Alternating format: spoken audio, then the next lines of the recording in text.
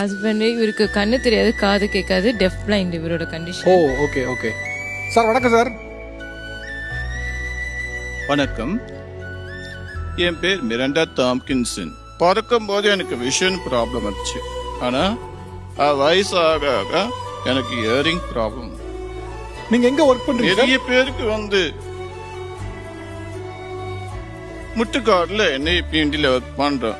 National institute for the empowerment of multiple disabilities. முட்டுக்காடுல multiple டிசபிலிட்டிஸ்க்காக எனக்கு இந்த ப்ராப்ளம். மல்டிபிள் லெக்சரரா ஒர்க் பண்றோம். இவரோட ஸ்டூடெண்ட்ஸ் எல்லாருமே நம்மள மாதிரி உள்ள ஸ்டூடெண்ட்ஸ் தான். எல்லாருமே இந்த டிஃபரெண்ட் ஏபிள் பீப்புளுக்கு நடத்தல, நம்மள மாதிரி உள்ளவங்களுக்கு பிஎட் அண்ட் எம்எட் நடத்துறாரு.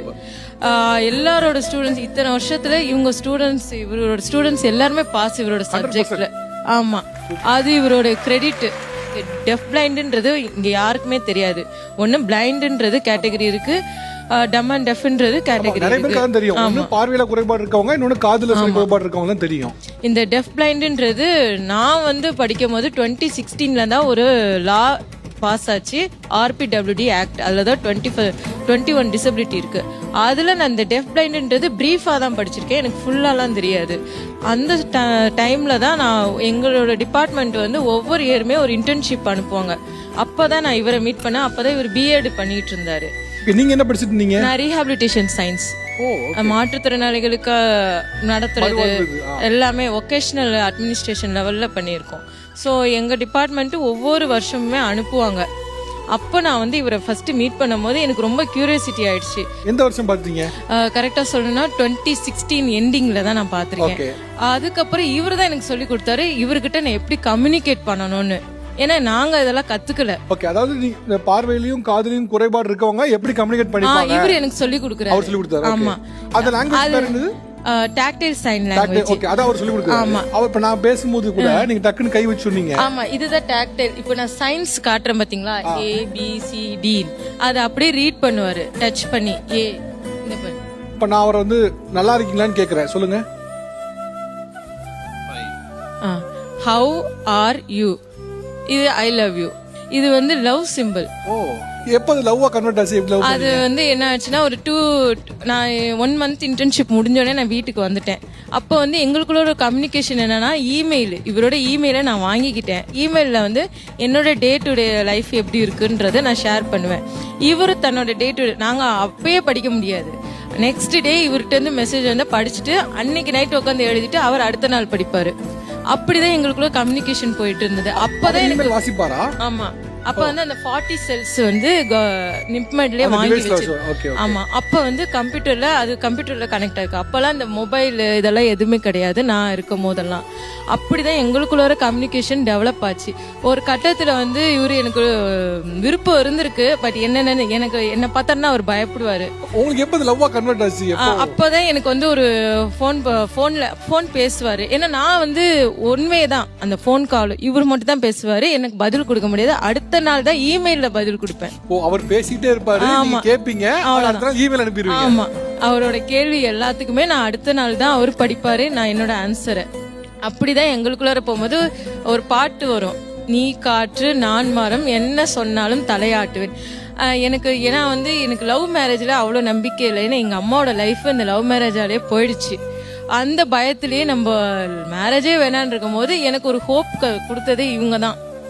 இவரை பார்த்துதான் சரி லவ் பண்ணி தான் பார்ப்போம் என்ன ஆகுதுன்ட்டு. ஆனா அந்த லவ் மேரேஜ் பண்றதுக்குள்ளார ஒண்ணும் முடியல. இதை சொல்லுங்க, நீங்க லவ் பண்ணீங்க, அத அவங்ககிட்ட சொன்னீங்களா? அவரே எனக்கு தெரியப்படுத்திட்டாரு.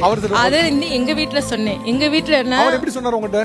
அந்த பாட்டு மூலமா பாடினாரு. ஆமா, நீங்க அடுத்த நாள் இமெயில் அத எங்க அம்மாட்ட நான் கேட்டேன், என்னம்மா இவர் இப்படி பாடுறாரு. அப்பதான் எங்க அம்மா எனக்கு அதை டீகோட் பண்றாங்க இந்த மாதிரி அப்படின்னோடனே நான் அப்படியான்ற மாதிரி. அப்பதான் சொன்னாரு, இந்த மாதிரி நான் உங்க வீட்டுக்கு வரேன். எங்க வீட்டுல யாரும் அதை ஒத்துக்கல.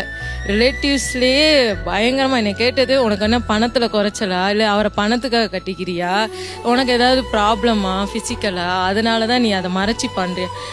எதுவுமே இல்லைன்றது அவங்களால அதை ஏத்துக்கவும் முடியல. பார்த்தேன், சரி ரிலேட்டிவ்ஸ்லாம் கூப்பிட்டு ஆசீர்வாதம் கூட பண்ண மாட்டாங்க, ஏதாவது பேசி மனசை கஷ்டப்படுத்துவாங்கன்னு நானும் இவரும் போய் ரெஜிஸ்டர் மேரேஜ் பண்ணிக்கிட்டோம். உங்களுடைய கணவர் / காதலன் எவ்வளவு முக்கியமானவர் உங்க லைஃப்ல? நார்மல் காதல் அதுக்கும் எனக்கும் டிஃப்ரெண்ட் எப்படின்னு நான் சொல்றேன். நார்மல் காதல்ல வந்து காதலன் வந்து 24 மணி நேரமும் அவர்கிட்ட பேசியே ஆகணும் காதலி. எங்களுக்கு அந்த வாய்ப்பு இல்லை. அதே மாதிரி ஏதாவது ஒரு பொருள் வாங்கி கொடுத்து இம்ப்ரெஸ் பண்ணணும். எங்களுக்கு இவருக்கு வேலை இல்லை, இன்னும் எனக்கு தேவையும் இல்லை. அப்படி இருக்கிற பட்சத்துல எனக்காக ஒவ்வொரு இடத்துக்கு போகும்போது இந்த பேக்கெல்லாம் அவர் தான் வாங்கி கொடுத்தாரு. அவர் கண்ணு தெரியாது தான், அவர் கேட்பாரு எங்கெல்லாம் ப்ரோக்ராம் போறாரோ, எங்க இந்த இடத்துல ஏதாவது ஃபேமஸ் இருக்கா, என் ஒய்ஃபுக்கு வாங்கணும் அப்படின்னு சொல்லி எல்லாரும் கேட்பாங்க. இவருக்கு ஒய்ஃப் இருக்கா, இவருக்கு கண்ணு தெரியாது. இல்ல, என் ஒய்ஃபுக்கு அதெல்லாம் வாங்கிட்டு போயிடுவேன். அது என் பையனுக்கு அப்பானா உயிர், அப்பா தான் ஹீரோவே அவனுக்கு. இப்ப நீங்க வந்து அவன் கை பிடிச்சு ஐ லவ் யூ சொல்லுங்க பாப்போம்.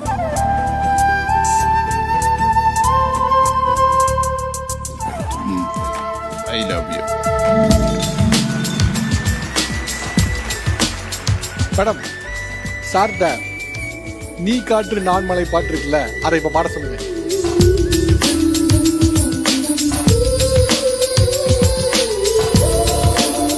நீ காற்று நானும் மரம், என்ன சொன்னாலும் தலையாட்டுவே.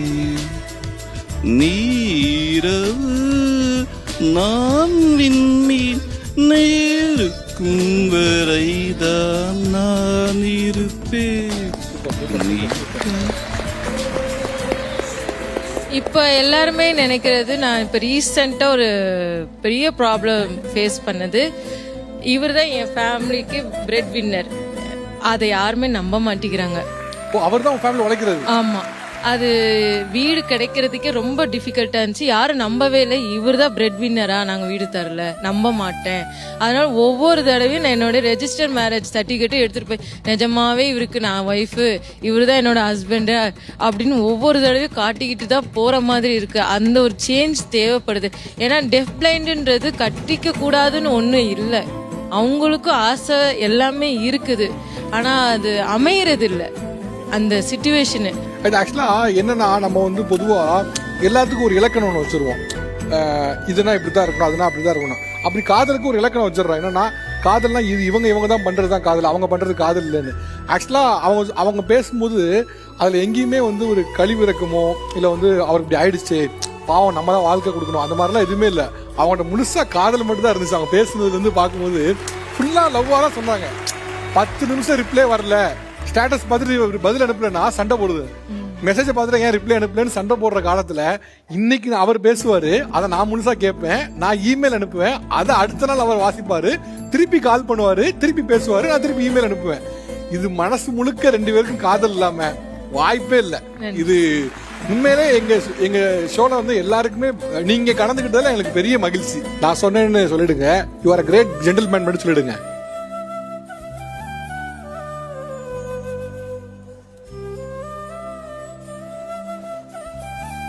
Thank you, sir. Thank you.